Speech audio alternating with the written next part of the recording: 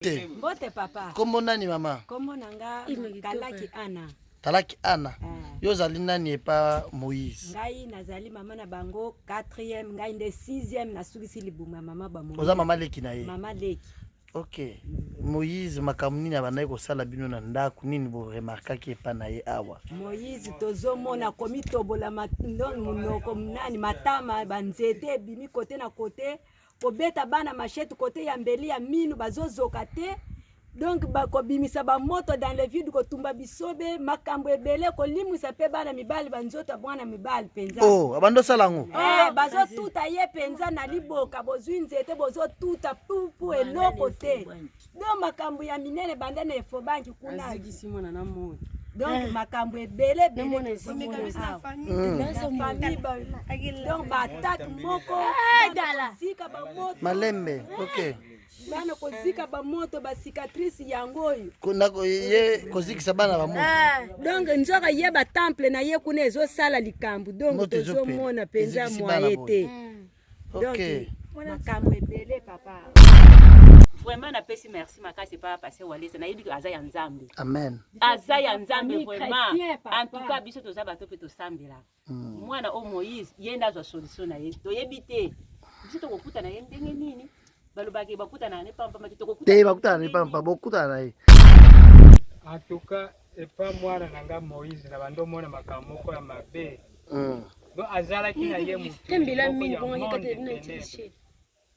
Donc bandane fo bangi tozalaka omona michubi mbeli koti na matama yebi bimi ngambo makila ezotana donc azosala ba makamoko azobimisa ba moto komona nzoto ne ezopela moto donc azozika te. Oh mwana wana nde mama bando sala mama kambo bando sala yango wana omo bazwi liboka munene alali bazo tuta ye na batie liboka likolo tolo kola tolo ne batuti kaka donc makambo na ye ezokamsa biso me mwana mukeso ki azwaki bonganga wana wapi donc toloko bino boyebi te baleki na ya basi ba yeba fongoli saki kote ya uta kuna mama ba fongoli saki na ba fongoli saki na ye moko ye abandi ko ba bongo atali ka saki na ye mama ba fongoli saki na ba fongoli saki na ngadi oh eloko nyango chana kati ya saki kuna baleki na ye wana ba yebisinga mama tangu to fongoli ka saki ya miss tozo mwana sute ko mulili.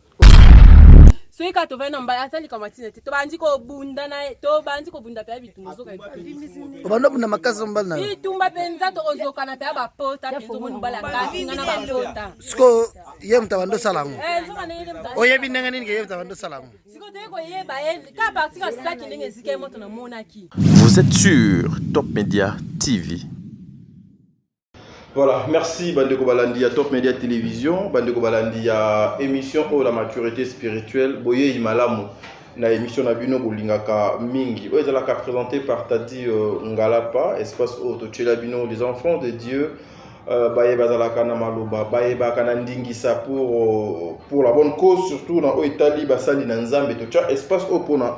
Banana Nzambe biso beaucoup plus awa papa Walesa azalakana 30 minutes mais du fait que papa Walesa azalakana tenté yango chaque fois atteindre la biso sa bouche autorisée aux azalaka le frère Gédéon pour les intimes babenga kaye Gédéon du ciel biso banana Nzambe lisuto benga kaye l'évangéliste Gédéon tokoluka mwa to solana ye par rapport ya makambu ya somo oyo nakanisi enga nazoloba boye bozo komona cette petite vidéo o ozomona mutu azomibeta ba machette na maboko bato bazolakisa banzoloko bato bazolakisa biloko ebele ensemble awa avec vous tokoluka mwa to découvrir vidéo wana ensemble. Voilà, avant de commencer cette émission na ko pesa mbote na bandeko nyonso balandaka biso mama Yvette Mbangu, maman Bijou Ketani, Mopanzi à papa Jean, papa Leka, merci beaucoup papa Leka pour le passage conseil Nabino, pour la oignon sur Bozo Kosa, la maman Bijou et papa Leka Nzambe Azala Nabino, Un grand merci à maman Deborah Lubanda, Kilo, ma mère à Calgary, maman Zozo, Bino Nyonso, papa Noé Mavakala Nzinga, Bino Baye Nyonso, Bokolanda, émission, papa Jean-Pascal Leka, encore une fois. Un grand merci à vous, papa. Le président de tous les Congolais, au Bavanda, Bon, Namboka, Liège, Kuna, na Belgique, Nzambe, Azala, Nabino, émission Nabiso, Ezo, Banda, Awa, Morel Misoa, déjà, ceux qui te l'ont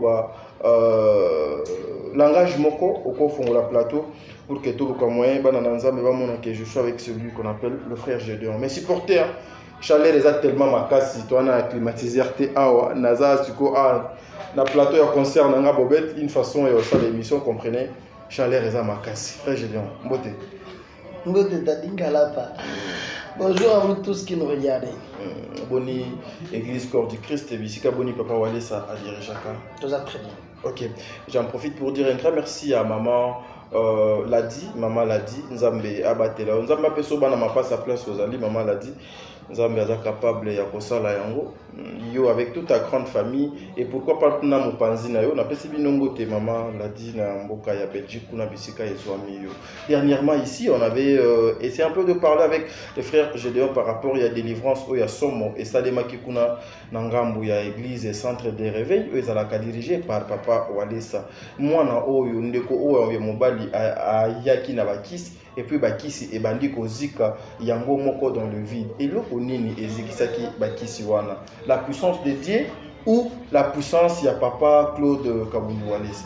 Merci papa Claude Kabundu Walesa, c'est un instrument que Dieu utilise. Okay. C'est la puissance de Dieu ezikisaki bakisi en plein culte. Il y a Ndevonabiso Moïse, le frère Moïse. Ouais, Dieu utilise son serviteur. Dieu prend la forme, l'image de son serviteur Claude Kabundu Walesa pour faire des grandes choses. C'est juste ça. Na etonga na kolo. Lokola deux esprits et sala mosalade. Le frère ayaki na bakisi na ya pesa. La puissance de Dieu pendant la déclaration que faisait le pasteur Walesa. Ezikisaki sac oyo azana deux sacs sac moi muke alataki ezala moi ekeko ya muke na kati ekeko na ezala moyen de contact na ye un moyen de communication avec le monde spirituel le monde ya kisi. Ouais, c'est le moyen où bando kotinda ekoza kotia en contact ezala ki ekeko wana. Lorsque la puissance de Dieu descendit ezikisika ka ekeko wana et puis esili bakati contact parce que naïb ça rayo chaque fois au bout d'un pasteur aller salobi bando ki baza awa balega liboso. Ils n'ont pas le pouvoir parce que l'esprit qui domine c'est l'esprit de Dieu. Et c'est ça là que l'esprit d'Abaron est comme inférieur par rapport à l'esprit supérieur qui est de Dieu. Voilà. Comme les garçons étaient là, il était en contact dans le monde spirituel. Il a fallu que Dieu puisse d'abord consumer, couper les contacts directs, les liens. L'esprit à qui ici, garçons quoi normal voilà. Ouais, bah parce que expliquer c'était comme ça. Mais vous avez l'habitude, souvent chez vous, j'apprends et j'ai appris que souvent vous privilégiez ceux qui viennent de l'Europe, de l'Amérique, les diasporas. Contrairement à Bandeko et au Baza Awa, ceux qui baillent dans l'église, comme moi, pour boyambi à papa, et là, moi, kokoso, na porte, et pas Bandeko, il y a un protocole, il y a sécurité. Est-ce que une fois que c'est comme là déjà dans ma touille? Ah non, bon, ce qui est vrai, c'est une grande église, le pasteur Walesa, c'est un grand homme de Dieu. Mais pourquoi Bokabwani wana, Boponami wana, ceux qui bayoki qui montent au poto à kana fait vert contrairement. Non, c'est faux. Par contre, on va te demander à porter faire réclamer le bagato. Qui n'est pas pasteur Walesa, ils n'ont pas si tout le monde aille. Le problème est que pasteur Walesa y a marabatunyoso gratuitement, sans condition. Mais il s'est fait que ils ont tout à côté au lemba. Ok. Ouais. Il peut recevoir la journée il y a réception, ils ont mardi, jeudi. Il y a mardi une église, ils ont la journée de délivrance. En plus de cela, chaque jour qu'il y a culte, exemple le mercredi. Bon, quand la tournée a culte mercredi n'a mais c'est depuis un moment que Dieu a donné un nouveau programme à son serviteur. Tout ça mais la mercredi n'a pas quoi. Mais après culte hier, je l'ai vu jusqu'à 22h. On s'est déplacé avec lui de l'église hier à 22h. Culte c'est là à 19h. Ayamagi batunyoso bazala yuana. Ayamagana batunyoso. Ok. Voilà. Mais aussi, à part ça, vous avez l'habitude souvent, s'il y a un grand témoignage dans votre église, son Nzambe asali miracle à travers son serviteur Papa Claude Kabundu Alessa bomenaka ba enquête bomenaka ba suivi. Est-ce que cette fois-ci pour na mwana oyo ya ba ki sepeli na église, est-ce que vous avez eu quand même le temps d'aller kosala mosala ndenge bozalaka na habitude à kosala ndenge tomonaki et pas pasteur alingaki a impressionné l'évangéliste Claude Kabundu Alessa? Oui, c'est ça aussi notre rôle auprès du pasteur Alessa. Ok. Ouais. C'est aussi, il y a certaines choses, ce qui est salémi. Okay. Dieu fait des grandes choses, certes. Mais n'oubliez pas que le pasteur Alessa, il est beaucoup combattu. Généralement, il a combattu quand il est pasteur. Ok. Le pasteur, il est balingaba bumbisa c'est bien. Oui, c'est bon. Le pasteur Kakande balingaba bumbisa raye, azora ba problème ka bongo. Ce qui m'a dit, je pense que je vais prendre le temps. Moi, Mikolo, même il y a quelques jours, j'étais sur Top Congo, j'avais parlé sur ça. Bato baya na ba kisi na bango. Baya na ba kindo ki na bango, baya na ba charge na ba malade na bango, baya ko luka nzambe. Et nzamba wale sa bikisi bango. Bato na ndebe faut ba senga pasteur, merci. Parce que comment va komi azala kisi ligne compliqué oye, ba décharger yo, ba se délivrer yo. Après ba nisko senga na pasteur bon. Tu vois, mais il y a eu aussi un moment où dans notre pays, surtout ici à Kinshasa, batu bazalaka mutoye azana kisi, basamelelie, basalele de délivrance Sili. Lorsqu'on les a témoignages, tu relaxes dans le monde entier, tu verras que d'autres pasteurs, ou bien le méchant, les cas de la télévision, ils ont le kuta. Les gars de la télévision, les gars qui passent la Rome Sala. Les gars de la télévision, tout ça plusieurs fois. Tout le monde a un moutoyer et dans la charge.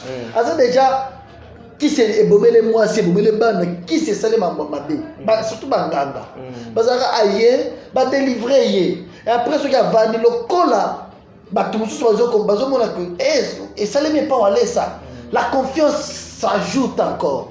Besoin de pasteur Alessa Makasi, besoin de comprendre qu'il est vrai serviteur de Dieu. Si on va le bombisarayer, tout ça la nuit, tout le gars paye moutouana, tout le gars 5 000, 2 000 $. Les cas de télévision, le gars qui m'a demandé, ça les m'a mingi, et ça les m'a trop na Kinshasa. Moi, mon gars moutouaya qui va délivrer. Allez sur la télévision, pasteur Alessa, la délivrance on a celle-là les aguias lokuta. Et pour passer un bon, on a le bac et n'a pas qui sur on peut un bon. C'est pourquoi nous avons opté à prendre une décision. Il n'y a que ceux qui moutoyaient. Même au Bayo, quand on dit que c'est dernièrement. Nous avons envoyé une équipe, nous avons les images jusqu'à aujourd'hui. Côté on va Kasangulu, et na Bakongo, Tinda Bat, Baké vérifié. C'est oui, mais quand les abongo. Oye, na bakisi na yo. Te délivrer yo, mais quand même si que photo net moi je t'avais dit autrefois qu'on ne pouvait pas l'exposer à la télévision. Il a 18 ans. 18 ans. Il a 18 ans. Bon, il n'est plus mineur. À comme il est majeur, mais moi par rapport à Makambo, tu peux te rendre compte que j'ai fait une émission à la télévision le lundi, à téléphone ouvert. Les gens m'appellent pour dire que moi non, Yazam Tokotumba. Pourquoi? Parce que nous sommes allés dans sa famille. Donc, quand il y a une famille, tu as vérifié. Moi, je suis allé à la famille qui est à la boye, à la boye. Mais je suis allé on va dans la pas biso et pas maman pour tout nanga. OK, tu as gagné bawana. Nous sommes allés jusque là, je t'ai dit qu'il y a ces abonnés. On est côté à Plaza. Donc côté tu as une place Moresili. Barrière Morezawana, tu as une voiture, la consigné voiture. Tomati moto barrière mo rezawana na ba policier baza ba ben en quartier Union européenne. OK. Non comment na yo baba ça. To tiki voiture, to une moto foutu par chacun 2500 francs. C'est-à-dire na valeur à $6 ou 6.5. Pour na ko komati place moi na zobita. To ba moto, to ba risque de ba moto na ko peut se mettre au camo. To keiti, to komiwana la famille a changé. Et nous avons recueilli le témoignage de la famille. Voilà. On nous a expliqué ce qu'a été ces garçons-là. C'est so bavandi bazoyoka nzala baparent bakenda baferme kosala mpo kuna bamisala ezaka baferme epuis ya kobeta kosala babrike soki baparent bakei bango bazoyoka nzala mwana wana asala bango bamagie amimisa bamaki amimisa basardine baliaka mwana wana azikisa na ndeki na ye moko na ndako so asiliki abimisaka moto na suki na ye asala babiloko asala bato ebele anti machete bakisi anti machete seke bakuluna ebele asala mpe bakuluna ebele bakisi wana. Voilà, je pense que la télé est à la radio T. Je vous laisse d'abord suivre cette petite vidéo de 10 minutes et puis on se retrouve tout justement après avec le frère Gédéon. Une façon Yokoluka, la mise au point dans Makambo, Pino Bokotala. Mais ici, responsabilité à Makambo, nous laissons ça entre les mains de parents. Papa, maman, qu'est-ce que vous faites pour vos enfants? À votre absence, Bananabino Basalarani. Est-ce que vous est-ce que vous orientez aussi vos enfants vers Banzela Odonge Sengeli pour lobby et compromettre traité? Suivons d'abord ça et puis on se retrouve tout justement après. Miso. Merci. Talaki Anna. Yo zali nani pas Moïse. Ngai nazali mama na bango 4e, ngai nde 6e na sukisi libuma mama ba Moïse. Oza mama leki na ye. Mama leki. Ok. Moïse makamuni na banaye ko sala bino na ndaku nini bo remarquaki epa na ye awa. Moïse tozomona komi tobola monoko nani matama banzete bimi kote na kote kobeta bana machette kote ya mbeli ya minu bazozoka te. Donc bakobimisa ba moto dans le vide ko tumba bisobe makambo ebele ko limwisa pe bana mibali banzota bwana mibali penza. Oh, abando salango. Bazo tuta ye penza na liboka bozwi nzete bozo tuta pupu eloko te. Donc makambo ya minene bandane efo banki kuna azigisi mwana na moto. Donc makambo ebele bele donc batatu moko zika ba moto Malembe. Ok. Bana kozika ba moto ba cicatrice yango oyo kuna ye kozikisa bana ba moto donc nzoka ye ba temple na ye kuna ezo sala likambu donc tozomona penza moye te. Ok. Makambo ebele papa oyo tomoni na nzoto Oyo nani mobali na yo? Oh mobali na ngai. Papa Mbote. Kombo nani? Mundende Ezedio. Mundende. Nini okoyiko loba par rapport à makambo zala komona et pas Moïse. En tout cas, et pas moi nanga Moïse na bando mona makambo ko ya mabe. Donc azala ki na ye mu. Tembela mini bon yekate na tishé. Donc bandene fo bangi tozala ka. Omona michubi mbeli.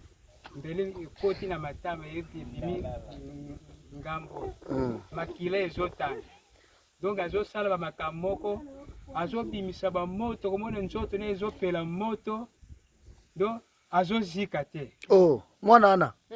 Nde mama bando sala. Mama kambwa bando sala yango ana. Omo bazwi liboka munene alali. Bazo tuta ye na batie liboka likolo tolo. Likolo tolo ne. Batuti. Kaka. Donc makambo na ye ezo kamsa biso. Me mwana mukeso ki azwaki bonganga wana wapi donc toloko. Bino boyebi te. Zira sola na mama kuna munu yaki ana bakanda. Nini mama? Omoni Moïse olingo menase mbala moko pona nini? Papa ngai ndenge na sababu mtema na ngai ezalaki alete pena Moïse wana. Na likamu nini? Moïse wana. Yo zana nani epa na ye? Nana za mama na ye. Donc mama na ye to landai nanga. Yenda afanda kande epa nanga. Afanda kande na ndaku na yo. OK, nde awa place to ye.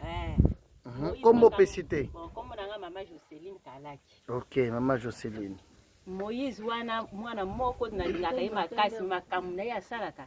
Donc na komi ko kama pe na komi ko banga makasi. Babiloko na ye wana ngana bano mona yo ezaka ya lokuta ndenga basala ba avancer. Mukolo moko azo ebisanga mama bato ndenge bazo sala ngabo na ko lakisa bango. Asali suki asalaka nini pe moto bimina na maboko na ye. Na monike mwana wa komusika. Azwa biloko na ye nyosa yako cha awa na kata ndako. Na saki ne wana mkomonga na saki ke na bimi baleki na ya basi ba yiba fongoli saki. Kote ya uta kuna mama ba fongoli saki na ba fongoli saki na. Ye moko ye abandi ko babongo. Atali ka saki na ye mama ba fongoli saki na ba fongoli saki na ngazi. Oh. Eloko nyango chana kati ya saki kuna. Baleki na ye wana ba yibisinga mama tangu to fongoli ka saki ya miss tozo mwana suste ko mulili. Na benga ngambi zwa biloko na longola biloko seki biloko na eza solo. Longola kele ko chango solo okende ko chango wapi. Nzoka nde biloko ezalaki ya solo. Batu bazo ya koyebisanga mwana wana tama kamazo sala mwana wana tama kamazo sala mais na pesika nzambe merci kwa makomi na basali na nzambe basala kaka oyebi ndenge nini kakomi na basala nzambe po po tomonaki deja bomonaki ndenge télévision baye kobenga biso tomoni mwana bino nana abenga bino po quartier na bino quand même eza sika courant eza te babengaki biso epa mama oyo Okay. bamosusu baza na se na ferme kuna bande babengaki biso na somo wana tozalaki nango akoma kuna eza te donc abebisi na bana nyonso awa abebisi bango bango bamashe bakokatakata bango banzoloko ata bazobunda bakati on bichette yaka nanu yo nani akata bino nyonso akatanga awa akatanga yango o banzoloko akata yango ezali ok mosusu mpe ya koto yango eza awa na bakoto nyonso ntina bakingo malembe lakisaka malembe yango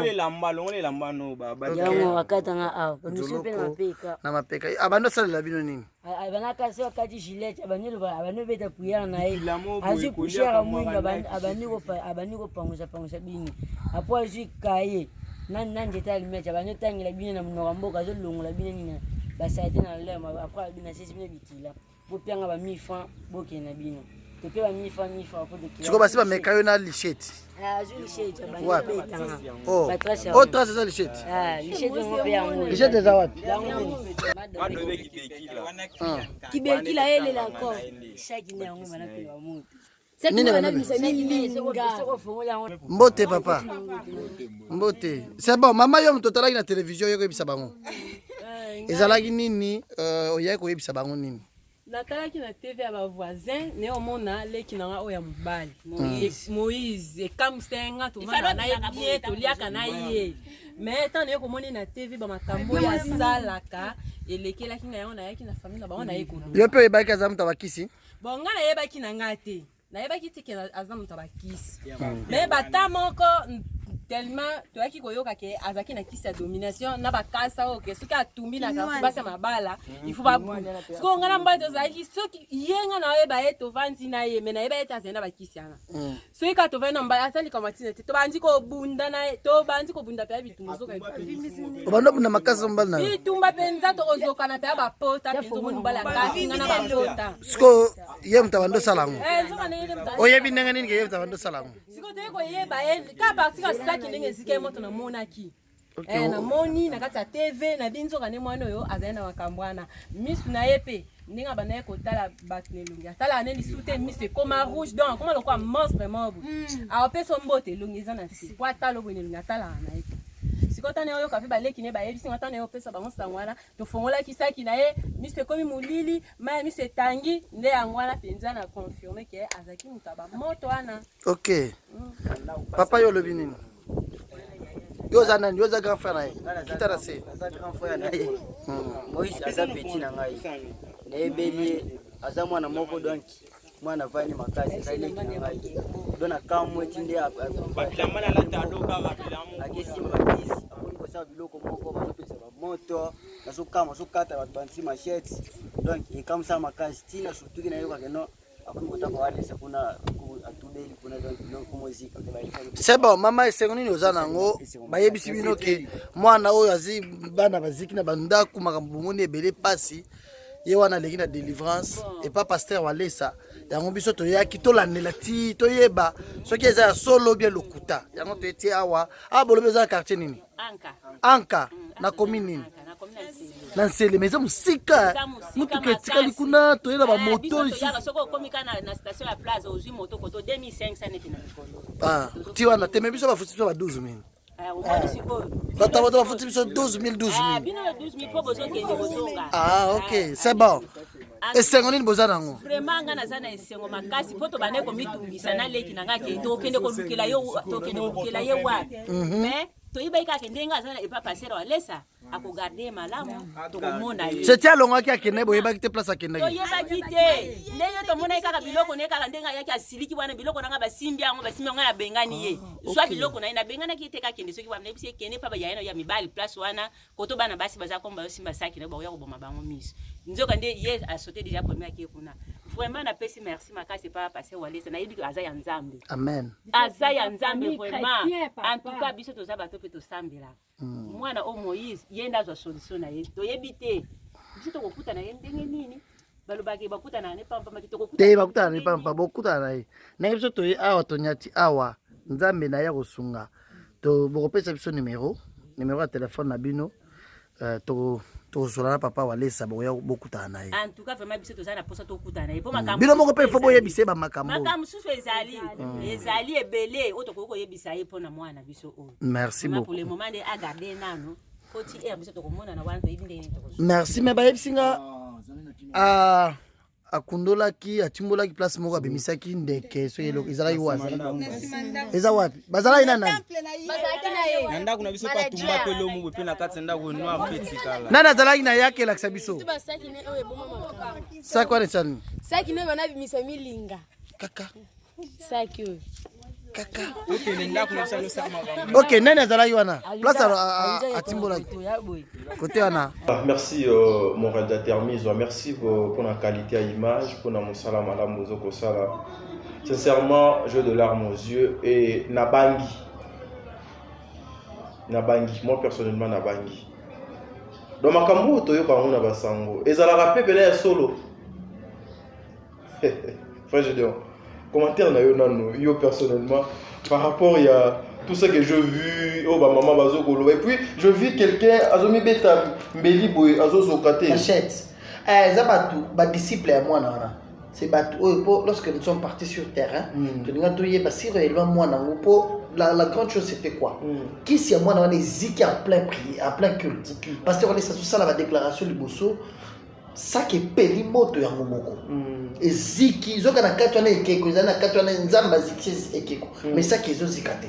Donc, le moyen de contact, et ça, la SIM na carte téléphone. C'est la SIM qui nous permet d'appeler. D'appeler. SIM, c'est comme un zékissia.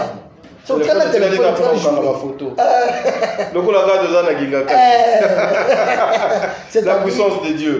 Zamba zikisi contact. Ça qui est tiré de Pamba. Et il y a un problème. Moi, dans la minute, je vais faire la suba de Gowanate. Mais tu as celle là qui si wana, je vais faire à l'occurrence de ces garçons au moni azosi mambeli pour la démonstration azomi bet licheti on va chercher makunda bazanango azomi beta licheti na nzoto ezokotate. Pourquoi? Parce que hier jusque là avec la délivrance la famille a pleuré. Ils ont dit comment te comment pasteur wale sabalobi ba mona gaïté ba mona gaïté même si pas ba mona gaïté mais yo peut na kuna peut do yo ki sango je l'ai même dit ça c'est qu'elle dit comment on a internet mais invisible ou bien inhabité la balobi comme on a la cadre ya batbazé pour vous voir. Certes c'est un serviteur de Dieu, tout autour de lui aussi il y a une organisation, il y a les gens autour de lui, il y a beaucoup de gens qui viennent mais il y a aussi de l'ordre. Vu cet ordre là mon akaïba aya marabato chaque fois je pense que cette semaine il va recevoir cette famille.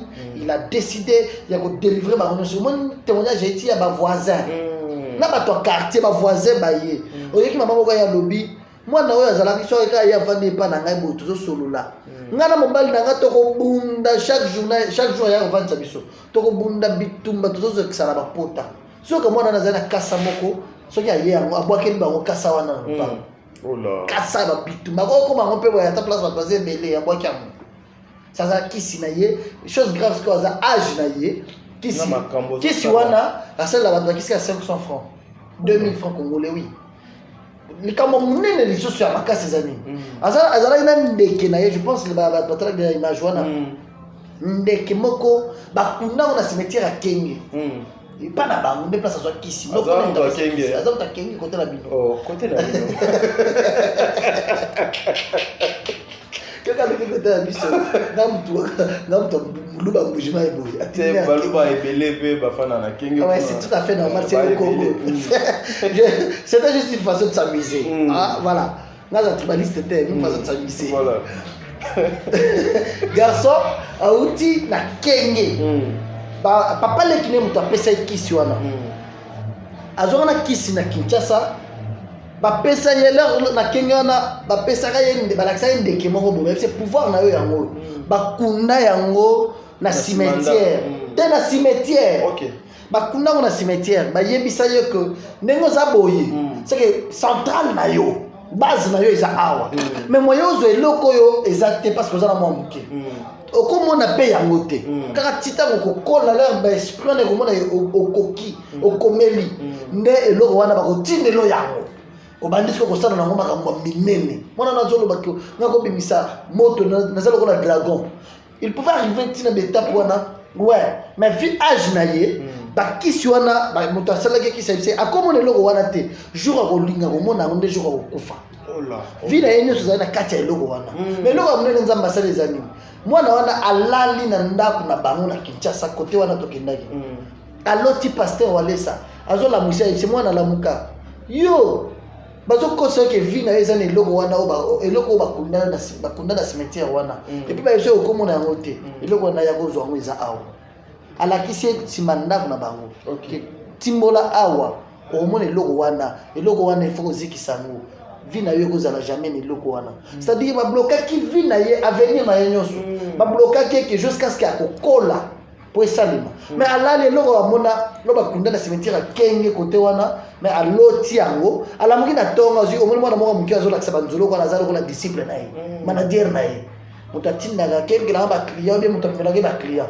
mwana moke wana ayebisi eke yaka ayebisi mwana wanake batindelinga eloko nanga moko eza awa yaka na bichete to timbola atimboli place wana bamoni eloko oyo amonaki na ndoto wana amoni yango na réalité nom de Dieu amoni yango na réalité boye o plan nango atiango na sac lere aye nango atiango na sac akebomba yango na ndako na bango o aza mwana vana epa baparent abomi yango na ndako nde place makambo eza lere abomi yango na ndako mwana amoni abeteli bandeko na ya basi lisolo ke ndenge eza boye Moïse atimboli ndeke moko ndeke wana tomona eza na maseke je pense pas totalaki video wana ndeke aza na maseke atimboli ndeke moko wana abombi na ndako mwana akei komela po amela badiamba to na babombe akemela babiloko na ye bandeko na ya basi par curiosité bakefongola saka na bafongoli saka bamoni eloko wana bakufi miso mais c'est ça les parents ont parlé bakufi miso ta bakufi miso bazomona te babandi kolela mama bango otina zamba aya kuti bana bazolela nini oyo tofongoli saki na ye balobaki ndeke moko aza wana ntango tomoni lokola ye moko mwana na kisi babisaka ko osimba eloko wana mais lokola eza pasteur Walesa moto abimeli na ndoto ayebisi etimbola aloti bongo alamuki mpe na ntongo atimboli yango amoni eloko bakunda na kenge na cimetière amoni awa na ndako na bango na Kinshasa abomi na ndako baleki ne bamoni mama asiliki. Du coup, les garçons place à Zalaki, donc on a un moyen de contact. Il a senti que le maman va faire le sac nanga. Ne maman a le bio, c'est moi, ma belle, ma camarade, ça a bu ce que ça a solo. Kanga biloko na yo, kanga bisaka na yo, kende. Ne va benganie, abi mo disco ga na l'autre pasteur on laisse le dans cimetière, à l'accent des arbres. Comme ça, ça va passer, on laisse le logo.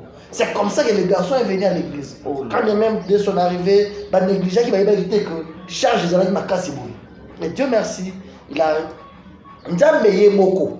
Parce qu'on laisse moko tazolo que moi na tango yaki, azana ba solo ma pe ba bengana kiye. C'est-à-dire ba considérer qui vraiment tazana ba kisi. Mais Nzambe moko na kibonzambe na yelo ko les jours de délivrance na yi. Pendant la prière. Parce que c'est tout ça, mais là, pour ça, ça nous a dit qu'ici, moto, ici, sac, ou un bouc, et l'enfant, aujourd'hui, nous l'encadrons, il est à l'église. Tout bon, même hier, nous étions avec lui, il a changé, moi, polo, chemise, moi, téléphone, famille, n'a pas de là. Que Dieu bénisse, papa Walesa. Ouais, c'est ça, les grands. Moi, ça l'a boyé. Même si Ataka Ndege Babaloba, que non, c'est un faux pasteur, Azana Misala Mabé, mais la Bible aussi nous dit, Bokoye, yanga été à travers Babilembo. Déjà si déjà bolingo ezali moko ya bilembo ezali na kati ya 10 commandements oyo ya mokolo mokili donc atia na kati ya Biblia donc Nzambe abatela isu papa Walesa apesa evi molai c'est grand cœur aux anango papa maloba ya batu ba flèche ya batu les émissions biso ba panzisango tout ça là peut-être contre vous Nzambe amona bango parce que il y a que le bon Dieu ndi ayebi tout ce qui se passe frère Gédéon parce que normalement déjà mis au salanga sin pour na nasima il y a caméra c'est que les gens peuvent retenir pour na mokolo alelo par rapport ya babika moi Nzambe azoko sala à travers son serviteur Claude Kabundu Walesa. Nous bénissons Dieu pour cette grâce, ces dons. Pasteur Walesa, as apporteur de grâce. N'enga apôtre Mania benga chaque fois. Bonjour à toi mon ami. Pasteur Walesa, as apporteur de grâce. La grâce Et le grâce chez une personne qui découvre ça, c'est une grâce. C'est une chose que vous avez un problème. On n'a pas tous un problème commun. Chacun a son problème. Comme cette famille, leur problème, c'était la délivrance de leur enfant. Et aujourd'hui, dans Zela Moana Nabango, toute la famille est délivrée. Et Dieu va le bénir. La vie est au fond. Et ça, on sur la délivrance. Tandis, sauf que je passe par les choses où on a habité.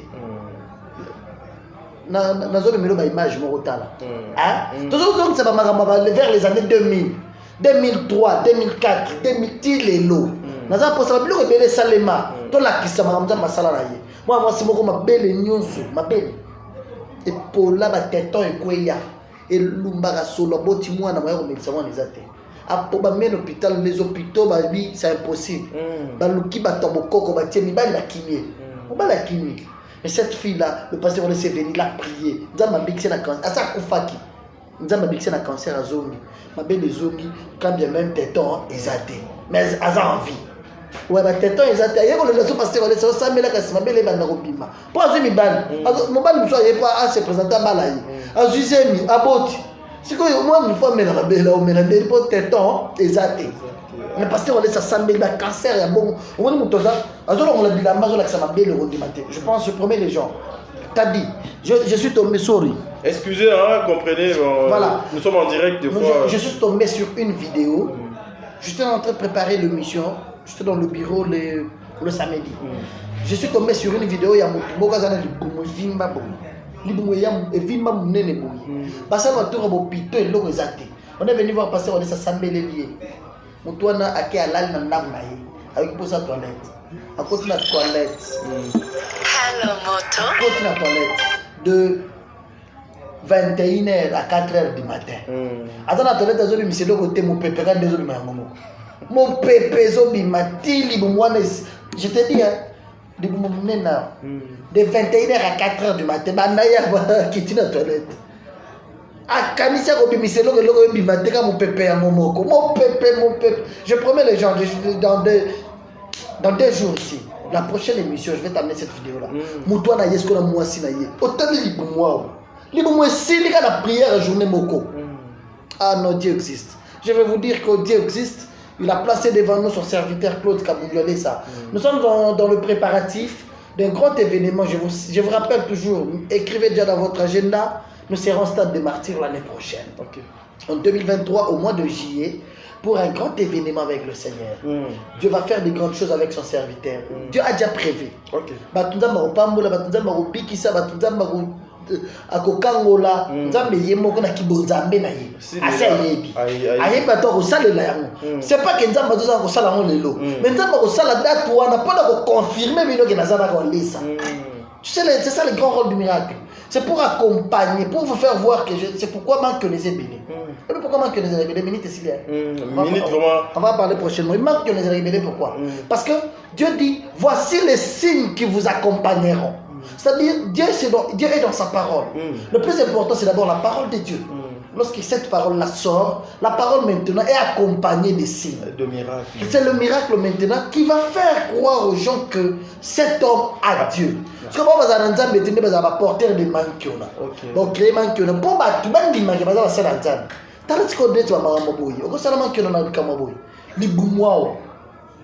On va en parler. Merci beaucoup. Des dédicaces. Maman l'a dit bonjour. Bonjour à toi, Maman l'a dit. C'est un plaisir d'être avec vous. Que Dieu vous bénisse. Merci. Je pense également à mon vieux l'ambassadeur universel de la paix, Ngati Serwaïs. Ouais, ambassadeur universel de la paix, son excellence Ngati Serwaïs. Salut à vous, salut à mon ami Michael. Merci à tous les amis qui nous avaient assistés. Nous étions à l'orphelinat le lundi. Nous avons au moins réussi à faire scolariser au moins quelques enfants. Nous avons au moins réussi à faire scolariser quelques banas. Avec l'aide du Seigneur, nous continuons à le faire. Quand bien même, par moment, on s'est dit, est-ce qu'on doit amener ça à la télévision? Et voilà ce qu'on a fait. Mais au moins, on vous informe qu'avec le cœur que Dieu nous a donné aussi, nous avons eu à scolariser quelques enfants. Dieu est en train de nous accompagner. Salut à maman Monique Botélé, bonjour à maman Belouz, maman Françoise Mbouy, mes condoléances à toi. Que Dieu soit ton réconfort depuis l'Allemagne. Mes condoléances à toi. Je pense également à ma maman, moi Yvette. Elle m'a dit hier que maman, je vous salue, maman. Elle nous suit, elle me regarde dans le match. Moi Yvette, Weto. Moi je la salue comme ça. Moi Yvette, Weto. Voilà, moi Yvette, Weto. Elle c'est ma maman. Je vous aime beaucoup, maman. Je disais mon ami Michael, monsieur Lemoné Cashman. Salut à toi, Michael, monsieur Lemoné Cashman. Big Rosaille, salut à toi.